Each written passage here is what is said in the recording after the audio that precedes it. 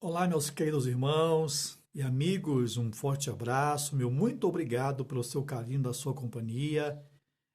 Você que assistiu aí os 9 vídeos, né, da série Os Frutos do Espírito, este é um resumo de todos os vídeos que nós fizemos, que nós compartilhamos com vocês.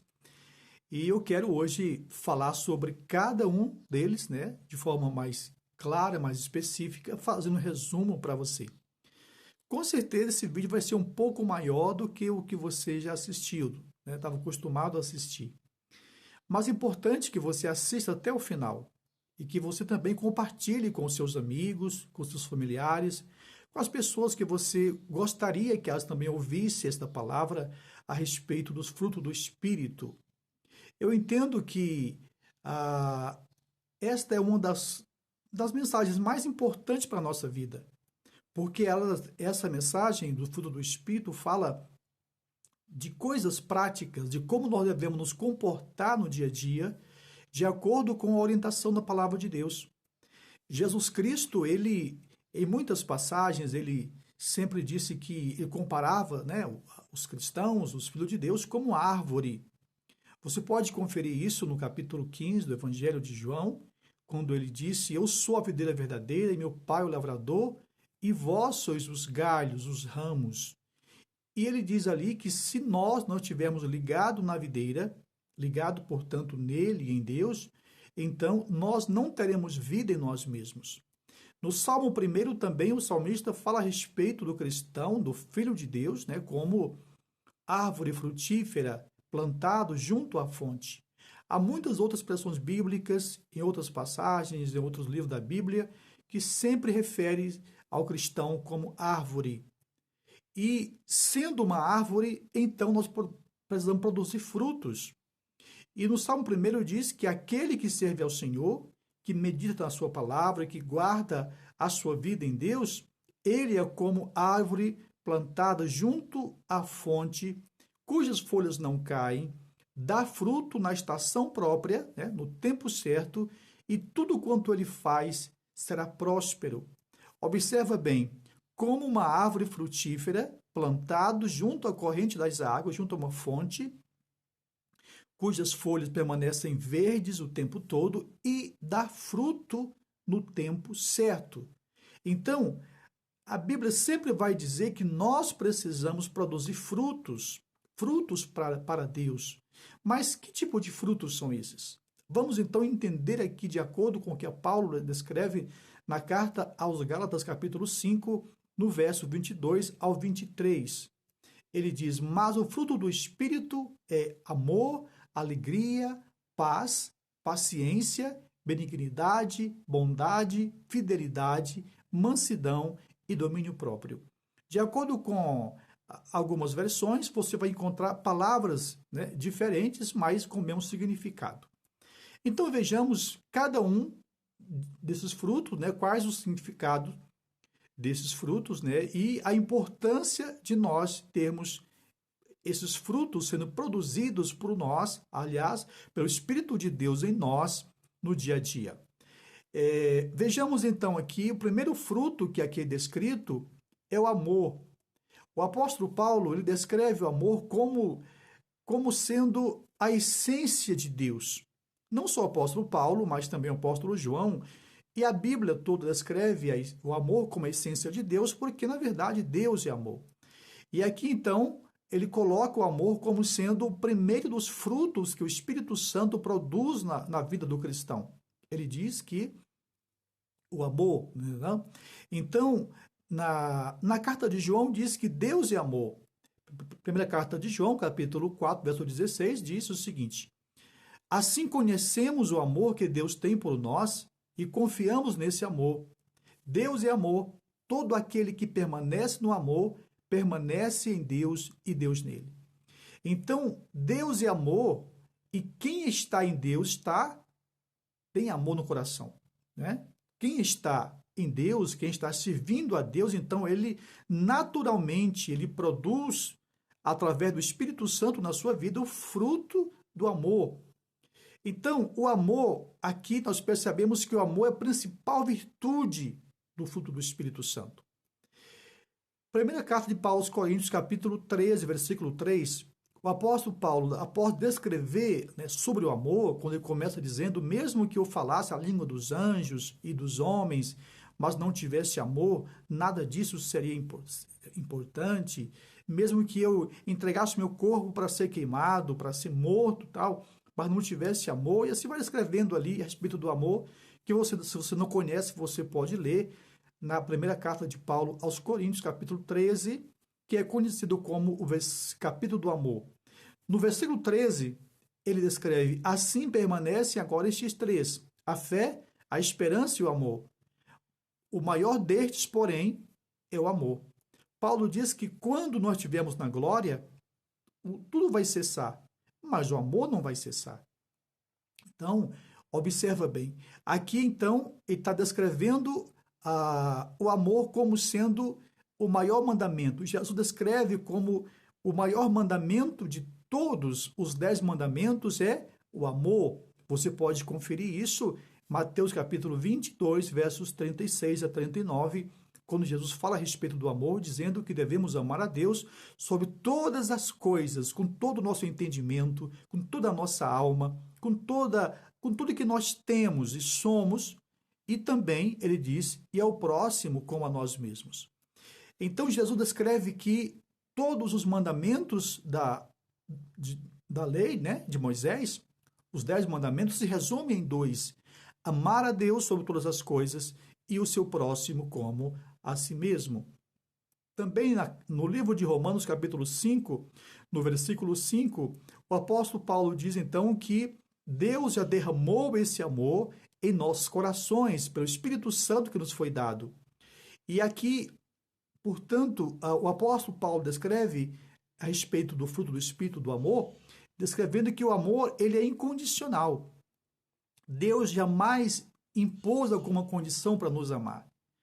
Em João 3,16 está escrito: porque Deus amou o mundo de uma tal maneira que deu seu Filho unigênito para que todo aquele que nele crê não pereça, mas tenha a vida eterna. Observa bem que aqui fala de um amor incondicional. Deus deu o seu Filho para que morresse por nós, a fim de que nós fôssemos salvos, né? Alcançássemos a salvação. E esse amor, portanto, é incondicional. Deus não pôs nenhuma condição para isso. O amor incondicional deve ser praticado em favor de todos, pois assim como Cristo nos amou, também devemos amar uns aos outros. O amor, portanto, é uma atitude, não é um sentimento.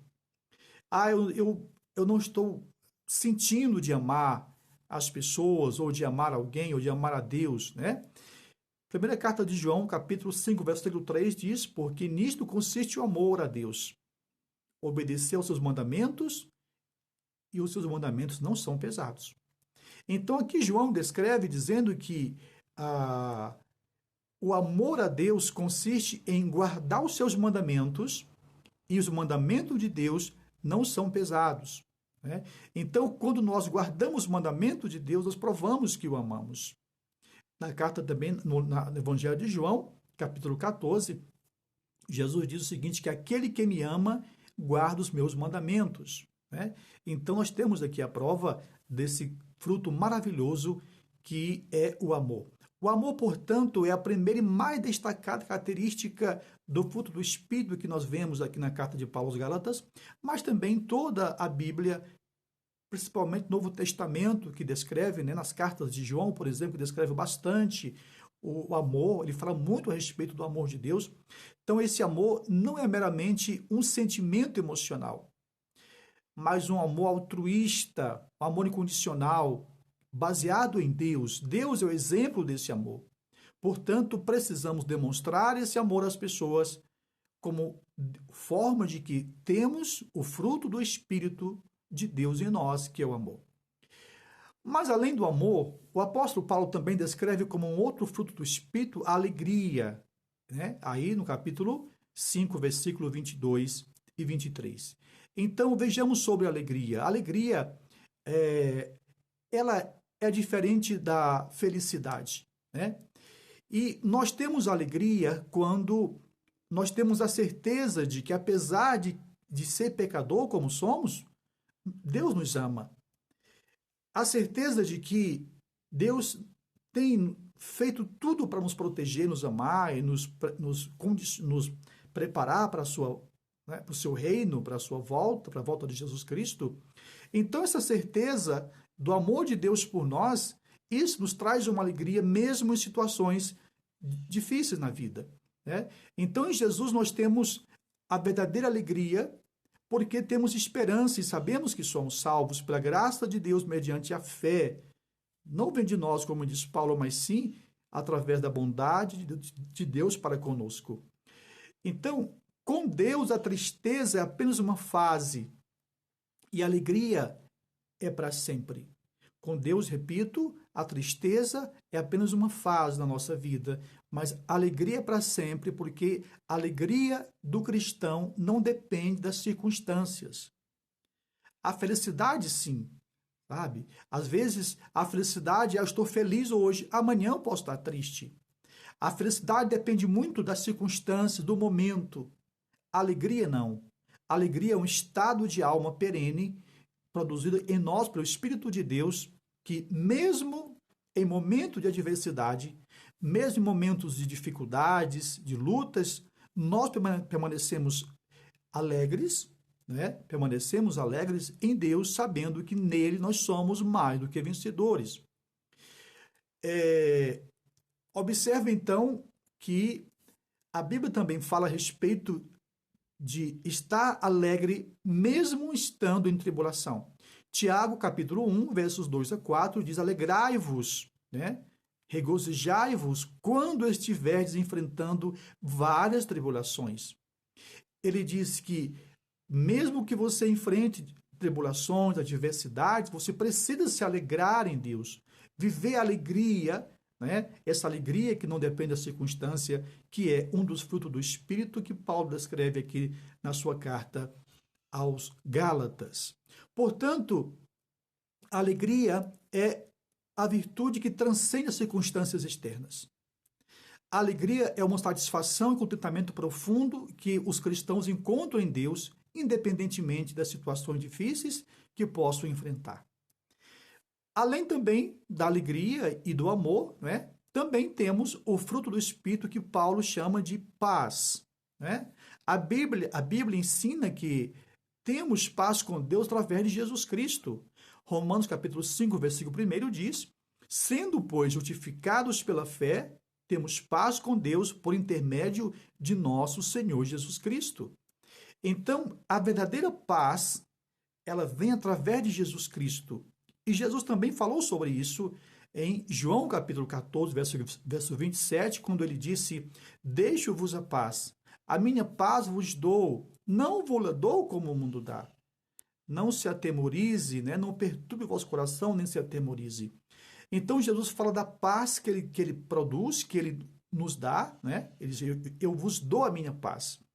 E ele afirma aqui, ele reafirma dizendo que não é a paz que o mundo oferece. A paz do mundo não é verdadeira, não é real. A paz do mundo é passageira, a paz do mundo é momentânea, mas a paz de Deus, ela é perene, ela é permanente, ela é para sempre.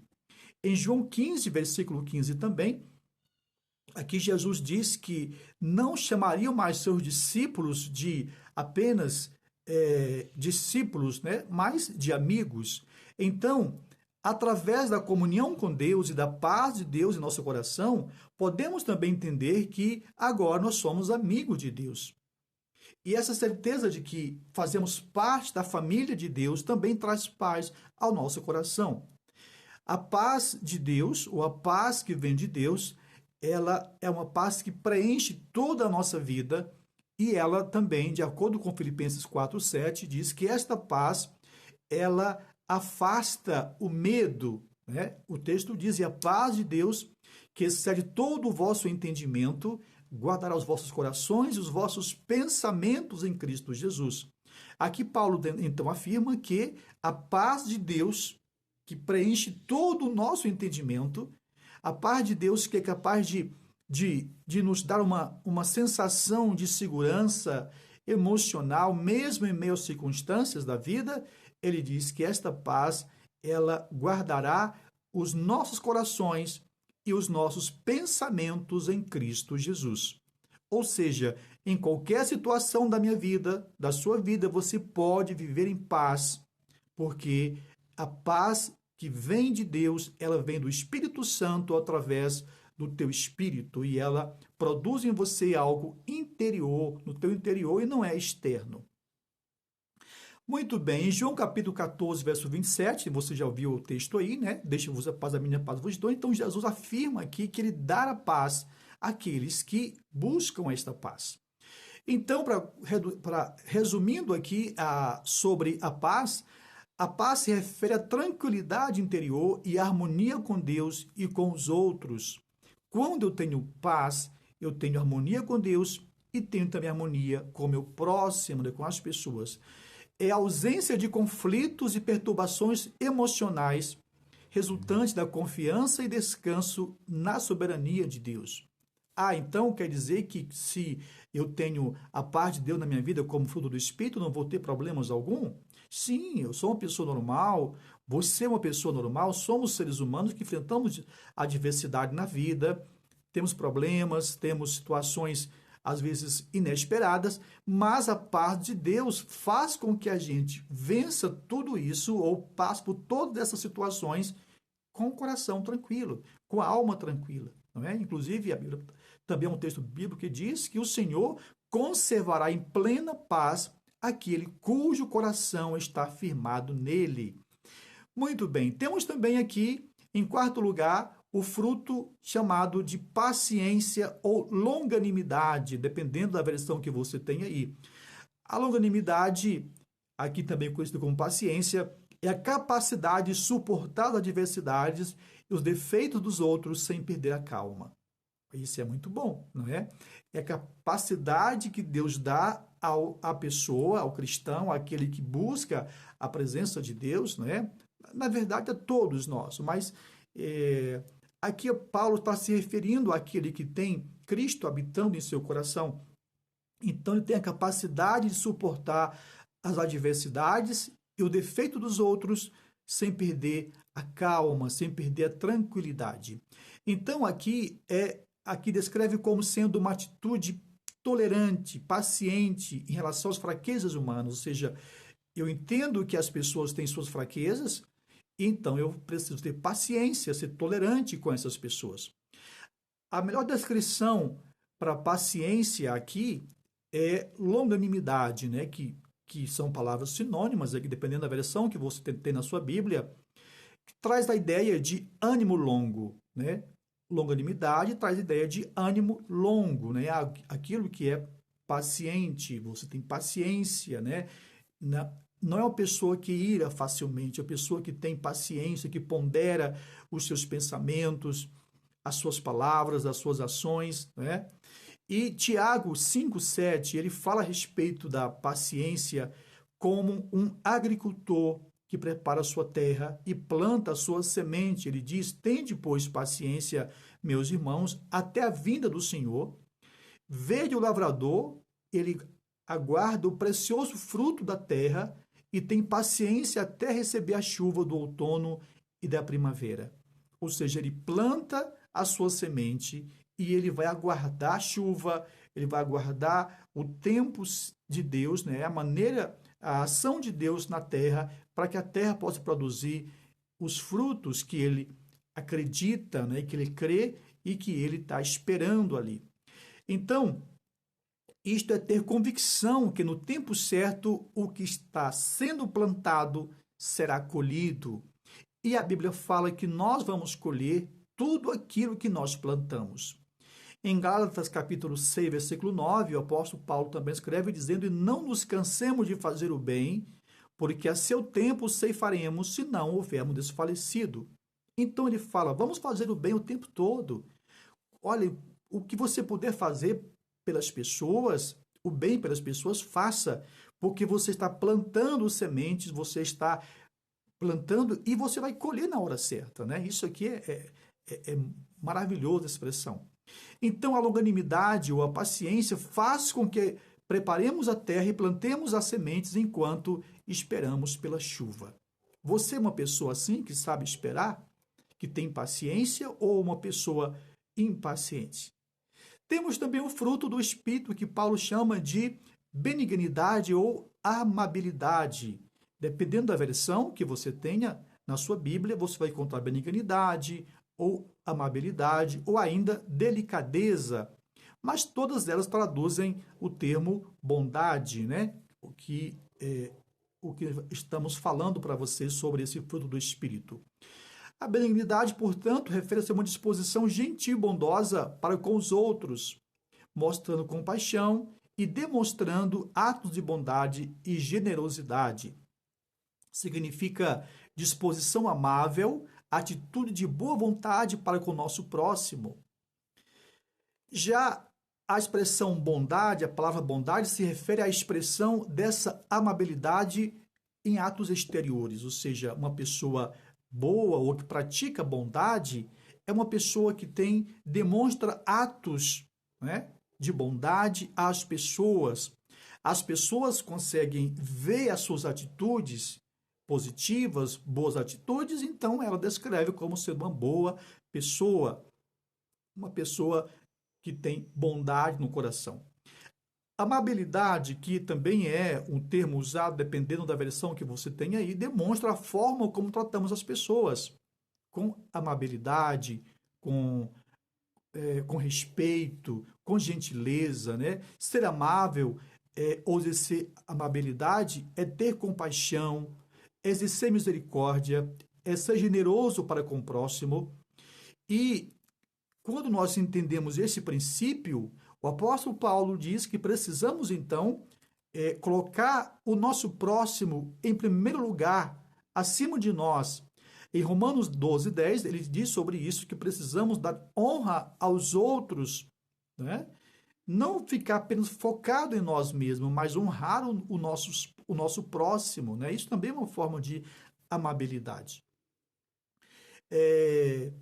Em Mateus 5:44, Jesus nos ensina a respeito também desse termo da amabilidade, de sermos amáveis com as pessoas, até mesmo com quem nos faz o mal. Ele diz o seguinte: eu vos digo, porém, amai vossos inimigos, bendizei os que vos maldizem, fazei bem aos que vos odeiam e orai pelos que vos maltratam e vos perseguem.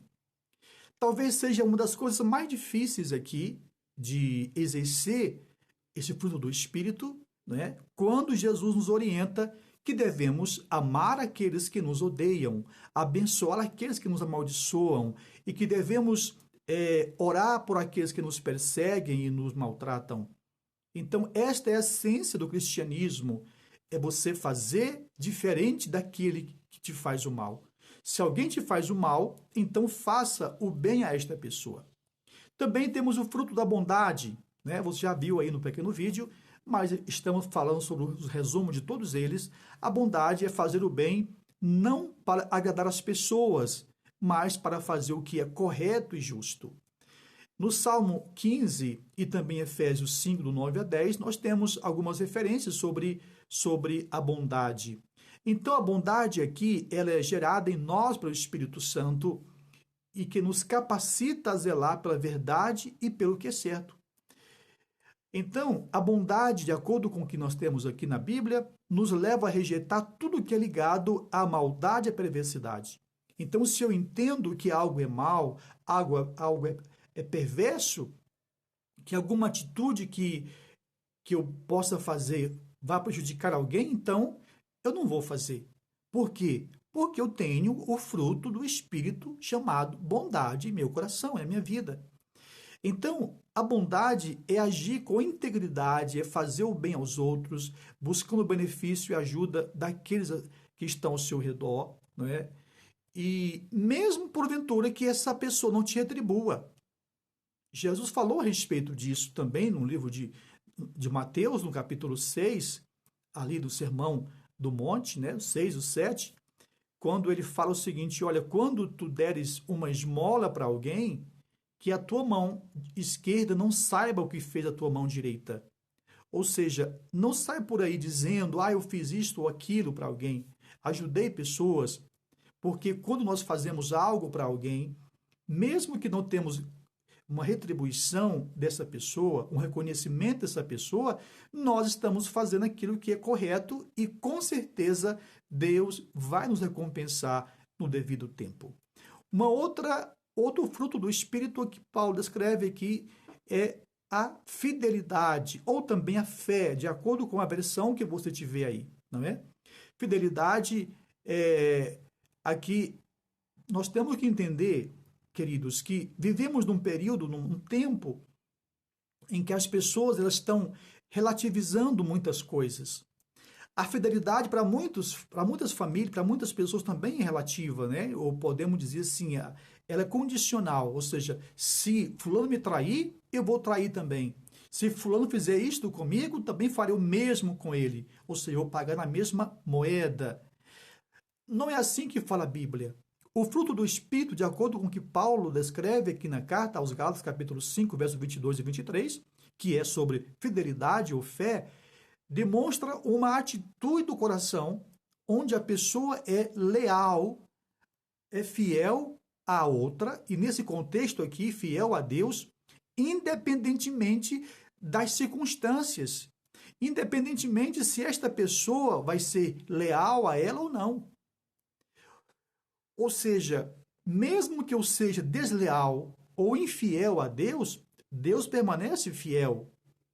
Deus não vai mudar o seu caráter, não vai mudar a sua personalidade porque eu mudei.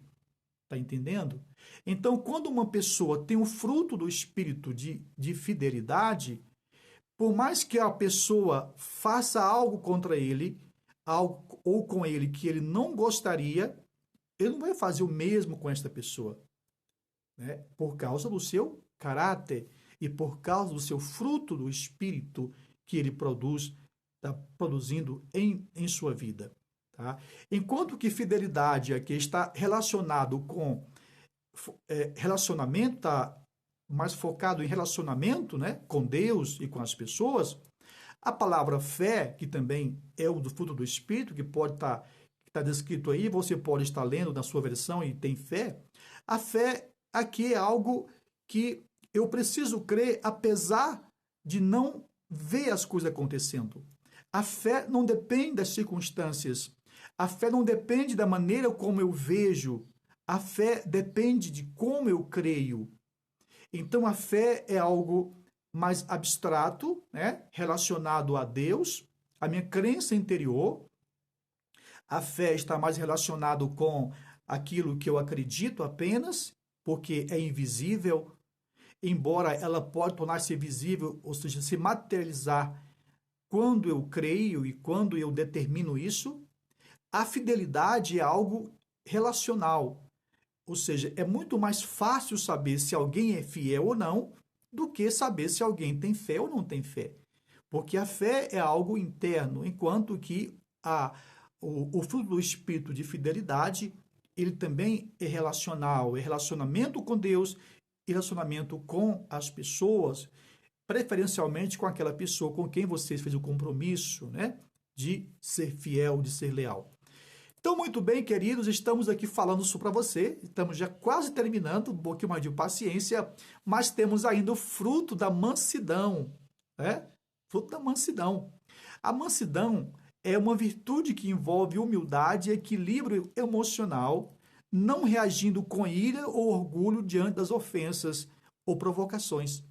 Então, mansidão é a pessoa que ela tem controle emocional e ela não vai sair da sua posição só porque o outro está implicando, né? O outro está reagindo com ira, etc. E tal. Então, ele vai manter-se equilibrado, sem ira, sem orgulho, mesmo diante das ofensas ou provocações de alguém. Então, mansidão é a capacidade de ser sereno e agir com calma, mesmo em situações desagradáveis. Muito bem. Primeira carta de Pedro, capítulo 2, verso 23, também fala a respeito disso, né? E aqui, um aspecto revelador da mansidão que o Espírito Santo produz é deixar-se ser guiado, dirigido por Deus. Quando nós deixamos Deus guiar a nossa vida, assim como a ovelha guiada pelo seu pastor, então nós temos uma dependência de Deus e o Espírito de Deus provoca em nós esta mansidão, mesmo em momentos, né, de provocação ou de agitação por parte de alguém. A mansidão deve ser desenvolvida no nosso relacionamento com o Senhor, relacionamento com Deus, e depois que ela é desenvolvida para com Deus, então nós conseguimos nos relacionar com o nosso próximo e demonstrar o fruto do Espírito nesta relação com o nosso próximo. Último fruto do Espírito que Paulo descreve aqui na carta aos Gálatas, capítulo 5, versos 22 e 23, é domínio próprio, ou temperança, ou ainda autodomínio, dependendo da versão que você tem aí na sua Bíblia, você vai encontrar, então, essas expressões.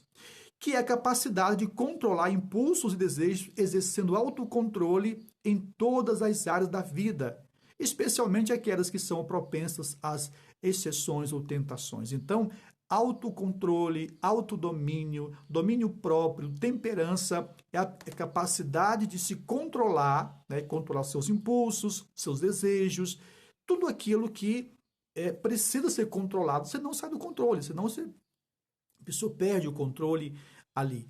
Domínio próprio, portanto, está relacionado com a competência de uma pessoa conter-se a si mesma, né? O controle é o dominar a si mesmo, né? Então, o autodomínio é dominar a si mesmo, né? Então, o domínio próprio é o domínio sobre si mesmo. Vejamos, então, algumas referências bíblicas para poder a gente compartilhar com você. De acordo aqui com Tiago 3, 2 e também 1 Coríntios capítulo 6, versículo 12, onde ele descreve que uma das maiores lutas que as pessoas têm é contra os seus próprios desejos. E o apóstolo Paulo, escrevendo na carta aos Romanos, capítulo 8, no versículo 8 também, ele diz o seguinte, que os que estão na carne não podem agradar a Deus. Ou seja, a pessoa que não tem domínio próprio, a pessoa que não consegue dominar os seus próprios impulsos, é alguém que vive não baseado no que é certo às vezes, mas sim baseado nas circunstâncias, no momento, nos prazeres. É a pessoa, por que alguém às vezes trai o seu cônjuge? Às vezes por falta de domínio próprio. Porque algumas pessoas às vezes envolvem relacionamentos que não deveriam se envolver, em negócios que não deveriam fazer, em situações que não deveriam estar envolvidas. Talvez por dificuldade de dizer não, por não ter domínio próprio, por não saber controlar-se a si mesmo e não se entregar às circunstâncias do momento, às situações do momento. Então, Paulo descreve que aquela pessoa que não consegue se controlar, que não consegue se dominar, ela tem dificuldade de permanecer leal a Deus, porque ela está obedecendo ao desejo da natureza humana, da sua carne, e de acordo com o que Paulo fala aqui, Romanos 8:8, diz que aos que estão na carne, ou que andam segundo a natureza pecaminosa, os desejos do coração, eles não podem ou não conseguem agradar a Deus. Meu querido irmão, minha irmã, meu amigo, que bom você ter chegado até aqui. Eu sei que foi um pouco longo, mas um resumo de tudo que nós falamos para você nesses pequenos vídeos. Eu quero dizer a você, meu muito obrigado pela sua audiência aqui, por você assistir os nossos vídeos, compartilhar também com os seus amigos e familiares. Eu gostaria de pedir a você, se você ainda não é inscrito no canal, por gentileza, é muito fácil, só você clicar ali e se inscrever. Quando você se inscreve, você está ajudando a divulgar a palavra para mais pessoas. Quando você compartilha também, você está divulgando a mensagem para mais pessoas. Quando você faz um comentário, você está ajudando também a compartilhar, porque para alcançar mais pessoas. E também quando você dá o seu like, se você gostar, coloca o seu like ali, gostei. Isso ajuda bastante, porque o canal vai entender, a plataforma vai entender que essa mensagem é boa para alguém gostou dessa mensagem, então vai compartilhar, vai enviar para mais pessoas. O meu objetivo aqui, querido, é simplesmente compartilhar a palavra de Deus com você, ajudar você a entender melhor a Bíblia de uma forma prática, de uma forma bem natural, tá bom? E se Deus te abençoar, se Deus falou com você, compartilhe com alguém para que seja também abençoado, igual você está sendo abençoado. Deus te abençoe, um forte abraço, continue conosco aqui.